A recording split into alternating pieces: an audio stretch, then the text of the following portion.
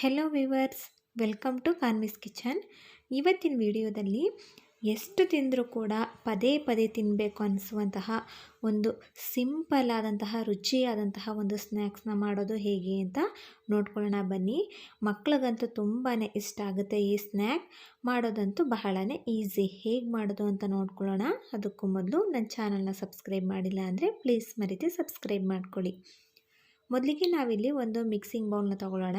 ನಾನು ತೋರಿಸ್ತಾ ಇದ್ದೇನೆ ನೋಡಿ. ಈ ಕಪ್ಪಿನಲ್ಲಿ ನಾನು 3 ಕಪ್ಪಿನಷ್ಟು ಅಕ್ಕಿ ಹಿಟ್ಟನ್ನು ಇದಕ್ಕೆ ಹಾಕೋತಾ ಇದ್ದೀನಿ. ನಾರ್ಮಲಾಗಿ ಅಕ್ಕಿ ರೊಟ್ಟಿಗೆಲ್ಲ ಉಪಯೋಗಿಸ್ತೀವಲ್ಲ, ಅದೇ ಅಕ್ಕಿ ಹಿಟ್ಟನ್ನು ಇದಕ್ಕೆ ನಾನು ಹಾಕೋತಾ ಇದ್ದೀನಿ. ನೀವು ಬೇಕು ಅಂದರೆ ಅಂಗಡಿಯಲ್ಲಿ ಸಿಗುವಂತಹ ಅಕ್ಕಿ ಹಿಟ್ಟನ್ನು ಕೂಡ ಇದಕ್ಕೆ ಹಾಕೋಬೋದು. 3 ಕಪ್ಪಿನಷ್ಟು ಅಕ್ಕಿ ಹಿಟ್ಟನ್ನು ಇದಕ್ಕೆ ಹಾಕ್ಕೊಂಡು ಇದಕ್ಕೆ ಖಾರಕ್ಕೆ ತಕ್ಕಷ್ಟು ಅಚ್ಚ ಖಾರದ ಪುಡಿನ ಹಾಕೋತಾ ಇದ್ದೀನಿ. ಇಲ್ಲಿ 1.5 ಟೀ ಸ್ಪೂನಷ್ಟು ಅಚ್ಚ ಖಾರದ ಪುಡಿ, ಹಾಗೆ ರುಚಿಗೆ ತಕ್ಕಷ್ಟು ಉಪ್ಪನ್ನು ಇದಕ್ಕೆ ಹಾಕೋತಾ ಇದ್ದೀನಿ. ನಂತರ 2 ಟೇಬಲ್ ಸ್ಪೂನಷ್ಟು ಬಿಳಿ ಎಳ್ಳನ್ನು ಹಾಕೋತಾ ಇದ್ದೀನಿ. ಎಳ್ಳು ಸ್ವಲ್ಪ ಜಾಸ್ತಿನೇ ಹಾಕ್ಕೊಳ್ಳಿ. ಹಾಗೆ ಚಿಟಿಕೆ ಅಡುಗೆ ಅರಿಶಿಣ ಪುಡಿನ ಇದಕ್ಕೆ ಹಾಕ್ಕೊಂಡು ಇದಿಷ್ಟನ್ನು ಚೆನ್ನಾಗಿ ಫಸ್ಟ್ ಮಿಕ್ಸ್ ಮಾಡ್ಕೊಬಿಡೋಣ. ಇದನ್ನು ಮಿಕ್ಸ್ ಮಾಡಿದ ನಂತರ ಒಂದು ಮಿಕ್ಸರ್ ಜಾರನ್ನು ತಗೊಳ್ಳೋಣ. ಇದಕ್ಕೆ ನಾನು ಒಂದು ದೊಡ್ಡ ಸೈಜ್ ಬೆಳ್ಳುಳ್ಳಿನ ಈ ರೀತಿ ಸಿಪ್ಪೆ ತೆಗೆದು ಹಾಕ್ಕೊಂಡಿದ್ದೀನಿ. ಹಾಗೆ 1/4 ಇಂಚಿನಷ್ಟು ಹಸಿ ಶುಂಠಿನ ಸಣ್ಣದಾಗಿ ಪೀಸ್ ಮಾಡಿ ಇದಕ್ಕೆ ಹಾಕೋತಾ ಇದ್ದೀನಿ. ಹಾಗೆ 2 ಟೇಬಲ್ ಸ್ಪೂನಷ್ಟು ಸಂಬಾರ ಅಥವಾ ಧನಿಯಾ ಕಾಳು ಅಂತ ಹೇಳ್ತೀವಲ್ಲ, ಅದನ್ನು ಹುರಿಯೋದು ಬೇಡ, ಹಾಗೆಯೇ ಹಾಕ್ಕೊಳ್ಳೋಣ. ಹಾಗೆ 1 ಟೀ ಸ್ಪೂನಷ್ಟು ಜೀರಿಗೆನ ಹಾಕ್ಕೊಂಡು ತರಿಯಾಗಿ ಪುಡಿ ಮಾಡ್ಕೊಳ್ಳೋಣ. ನೀರನ್ನು ಹಾಕೋದು ಬೇಡ.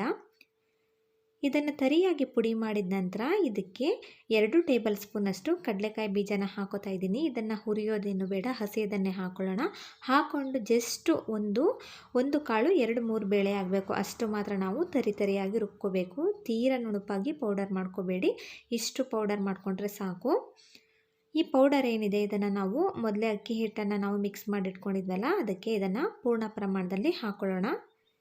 ನಾವು ಈ ರೀತಿ ಕಡಲೆಕಾಯಿ ಬೀಜನ ಏನೋ ತರಿಯಾಗಿ ರೀತಿ ದಪ್ಪದಾಗಿ ಪುಡಿ ಮಾಡಿ ಹಾಕೋದ್ರಿಂದ ನಾವು ಅದನ್ನು ತಿನ್ನುವಾಗ ಬಾಯಲ್ಲಿ ಸಿಗ್ತಾ ಇರುತ್ತೆ. ಆಗ ತುಂಬಾ ರುಚಿ ಚೆನ್ನಾಗಿರುತ್ತೆ.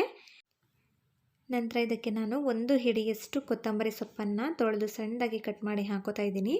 ಹಾಗೆ ಇಲ್ಲಿ ಸ್ಪ್ರಿಂಗ್ ಆನಿಯನ್ ಅಂತ ಹೇಳ್ತೀವಲ್ಲ, ಅದನ್ನು ದೊಡ್ಡ ಸೈಜ್ದು 3 ಸ್ಪ್ರಿಂಗ್ ಆನಿಯನ್ ಈ ರೀತಿ ಸಣ್ಣದಾಗಿ ಕಟ್ ಮಾಡಿ ಹಾಕ್ತಾ ಇದ್ದೀನಿ. ಸ್ಪ್ರಿಂಗ್ ಆನಿಯನ್ ಇಲ್ಲ ಅಂದರೆ ನೀವು ಇಲ್ಲಿ ಪುದೀನ ಸೊಪ್ಪನ್ನು ಕೂಡ ಉಪಯೋಗಿಸ್ಕೋಬೋದು. ಇದಿಷ್ಟನ್ನು ಹಾಕಿ ನಾವು ಫಸ್ಟು ಚೆನ್ನಾಗಿ ಮಿಕ್ಸ್ ಮಾಡ್ಕೋಬೇಕು. ನೀರನ್ನು ಹಾಕೋದು ಬೇಡ. ಮಿಕ್ಸ್ ಮಾಡಿದ ನಂತರ ನಾವು ಇದನ್ನು ಬಿಸಿ ನೀರಲ್ಲಿ ಕಲಿಸ್ಕೋಬೇಕಾಗುತ್ತೆ. ಈ ಹಿಟ್ಟನ್ನು ನಾವು ತಣ್ಣೀರನ್ನು ಹಾಕಿ ಕಲಿಸೋದ್ರಿಂದ ಈ ಹಿಟ್ಟನ್ನು ನಾವು ಚೆನ್ನಾಗಿ ಹೊಂದಿಸೋದಕ್ಕೆ ಆಗೋದಿಲ್ಲ. ಹಾಗೆ ಎಣ್ಣೆಗೆ ಬಿಟ್ಟಾಗೋದು ತೀರಾ ಚಕ್ಕೆ ರೀತಿ ಆಗಿಬಿಡುತ್ತೆ. ಹಾಗಾಗಿ ನಾವು ಇದನ್ನು ಕಲಿಸುವಾಗ ಬಿಸಿ ನೀರನ್ನೇ ಹಾಕ್ಕೊಂಡು ಕಲಿಸ್ಬೇಕು. ತೀರಾ ಕುದಿಯುವಷ್ಟೇನು ಬೇಡ, ನಮ್ಮ ಕೈಗೆ ಬಿಸಿ ತಾಕಬೇಕು ಅಷ್ಟು ಬಿಸಿ ನೀರನ್ನು ಕಲಿಸ್ಕೊಂಡು ಇದಕ್ಕೆ ಹಾಕೋಬೇಕು. ನಾವಿದಕ್ಕೆ ಯಾವುದೇ ರೀತಿಯ ಎಣ್ಣೆ, ತುಪ್ಪ, ಬೆಣ್ಣೆ ಏನನ್ನು ಕೂಡ ಹಾಕೋದು ಬೇಡ. ಹಾಗೆಯೇ ಜಸ್ಟ್ ನಾನು ತೋರಿಸ್ತೇನೆ ನೋಡಿ, ಇಷ್ಟು ಐಟಮ್ಸನ್ನು ಹಾಕಿ ನಾವು ಕಲಿಸ್ಕೊಂಡ್ರೆ ಸಾಕು. ಈ ಸ್ನ್ಯಾಕ್ ಏನಿದೆ ಇದು ತುಂಬಾ ರುಚಿ ಏನಿದೆ ಅದು ಚೆನ್ನಾಗಿ ಇರುತ್ತೆ ಅಂತಲೇ ಹೇಳ್ಬೋದು. ನಾನು ಬಿಸಿ ನೀರನ್ನು ಸ್ವಲ್ಪನೇ ಹಾಕ್ಕೊಂಡು ಇದನ್ನು ಸಾಫ್ಟಾಗಿ ನಾವು ನಿಪ್ಪಟ್ಟು ಹಿಟ್ಟೆಲ್ಲ ಕಲಿಸ್ಕೊಳ್ತೀವಲ್ಲ, ಆ ಹಿಟ್ಟಿನದಕ್ಕೆ ಇದನ್ನು ನಾನು ಚೆನ್ನಾಗಿ ಕಲಿಸ್ಕೊಂಡಿದ್ದೀನಿ. ತೀರಾ ನಾದೋದೇನು ಬೇಡ, ಈ ರೀತಿ ಸಾಫ್ಟಾಗಿ ಕಲಿಸ್ಕೊಂಡ್ರೆ ಸಾಕಾಗುತ್ತೆ. ಈ ಹಿಟ್ಟನ್ನು ಕಲಸಿದ ತಕ್ಷಣವೇ ನಾವು ಇದನ್ನು ಸಣ್ಣದಾಗಿ ಉಂಡೆ ಮಾಡ್ಕೊಳ್ಳೋಣ. ನಿಪ್ಪಟ್ಟಿಗೆಲ್ಲ ಮಾಡ್ಕೊಳ್ತೀವಲ್ಲ, ಅದಕ್ಕಿಂತ ಸ್ವಲ್ಪ ಸೈಜ್ ಉಂಡೆ ಏನಿದೆ ಅದು ದಪ್ಪದಾಗಿ ಇರಲಿ. ಈ ರೀತಿ ಮೊದಲೇ ಉಂಡೆಗಳನ್ನು ಮಾಡಿ ಒಂದು ಪ್ಲೇಟ್ನಲ್ಲಿ ಇಟ್ಟು ಈ ರೀತಿ 2 ಕವರ್ಗಳಿಗೆ ಎಣ್ಣೆನ ಸವರ್ಕೊಂಡು ನಾವು ಪ್ರೆಸ್ಸಿಂಗ್ ಮಿಷಿನಲ್ಲಿ ಈ ರೀತಿ ನಿಧಾನವಾಗಿ ಒತ್ಕೋಬೇಕು.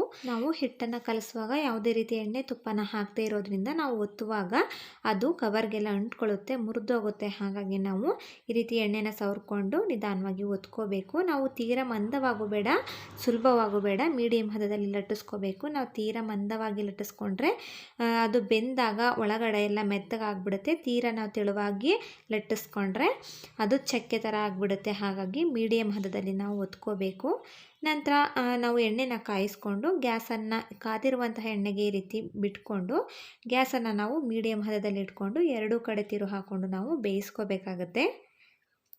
ಈ ರೀತಿ 2 ಕಡೆ ತಿರು ಹಾಕ್ಕೊಂಡು ಗರಿ ಆಗೋವರೆಗೆ ಬೇಯಿಸ್ಕೊಂಡ್ರೆ ಈ ರುಚಿಯಾದಂತಹ ಸ್ನ್ಯಾಕ್ ರೆಡಿ ಆಯಿತು ಅಂತಲೇ ಹೇಳ್ಬೋದು.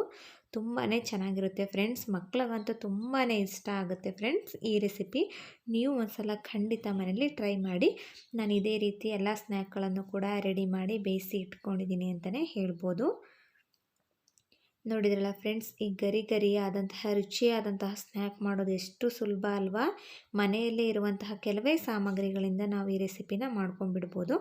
ನಾನು ಮುರಿದು ಕೂಡ ತೋರಿಸ್ತಾ ನೋಡಿ, ತುಂಬಾ ಗರಿಗರಿಯಾಗಿ ಚೆನ್ನಾಗಿ ಬಂದಿದೆ. ಈ ರೆಸಿಪಿ ನಿಮಗೆ ಖಂಡಿತ ಇಷ್ಟ ಆಗಿದೆ ಅಲ್ವಾ ಫ್ರೆಂಡ್ಸ್. ಈ ರೆಸಿಪಿ ಇಷ್ಟ ಆಗಿದೆ ಖಂಡಿತ ನೀವು ಒಂದ್ಸಲ ಮನೇಲಿ ಟ್ರೈ ಮಾಡಿ. ನನ್ನ ಚಾನಲ್ನ ಸಬ್ಸ್ಕ್ರೈಬ್ ಮಾಡಿಲ್ಲ ಅಂದರೆ ಪ್ಲೀಸ್ ಮರೆಯದೆ ಸಬ್ಸ್ಕ್ರೈಬ್ ಮಾಡಿ. ಥ್ಯಾಂಕ್